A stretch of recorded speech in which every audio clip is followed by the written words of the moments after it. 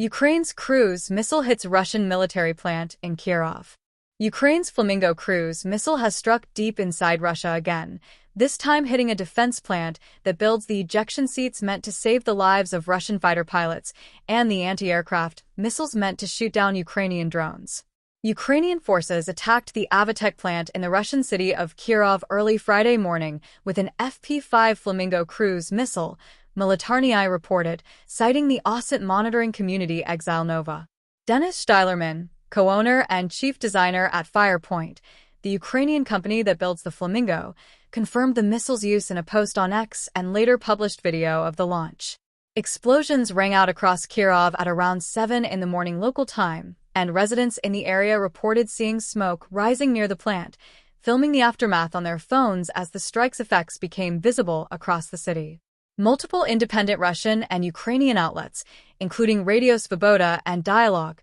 DUA, corroborated the strike within the hour, with Russian investigative outlet Astra confirming the Avitek facility was burning and specifically producing air defense missiles for the Russian military. The facility, formerly known as the Vyatka machine building enterprise Avitek, belongs to Almaz-Antey, the state-owned conglomerate that serves as the backbone of Russia's air defense industry, building everything from the S-400 missile system down to the guided anti-aircraft weapons Russia deploys against Ukrainian drones and aircraft. Avitek specializes in aviation equipment and pilot rescue systems, including ejection seats that would save a Russian pilot's life if their aircraft went down in combat, and the plant also manufactures guided surface-war missiles, target missiles used for training exercises, and decoy systems designed to simulate aerial targets for radar and air defense testing. The facility has operated under this name since being absorbed into Almaz-Antey in 2002, tracing its roots back to a Soviet-era factory built during the 20th Communist Party Congress era,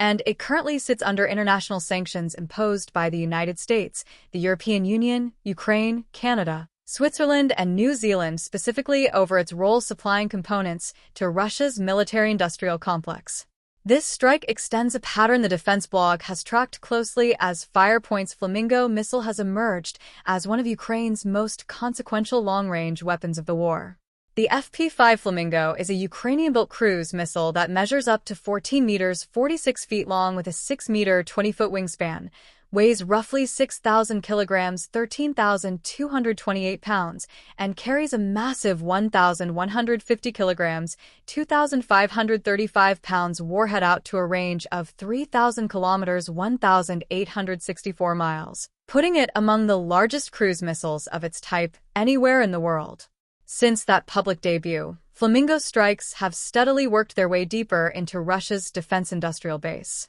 Ukrainian forces used the missile to hit the VNIR Progress plant in Cheboksary in June, a facility producing anti-jamming satellite navigation components for Shahid drones and guided bombs, in what was the second strike on that same site within 5 weeks. Later that same month, Flamingo missiles struck the Titan Barakati plant in Volgograd, a facility tied to Russia's state space corporation Roscosmos that manufactures launch systems for Russia's strategic missile forces, with at least 3 confirmed hits and 10 people reported injured according to Regional Governor Andrei Bocharov. Friday's strike on Avitek follows that same trajectory, targeting a facility whose output directly touches both the offensive missiles Russia fires and the defensive systems meant to protect Russian aircrews. Kirov sits roughly 900 kilometers 560 miles from the nearest point on Ukraine's border, a distance that underscores just how far Flamingo's stated 3,000 kilometers range extends Ukraine's ability to reach targets Russian air defenses previously treated as safely out of range.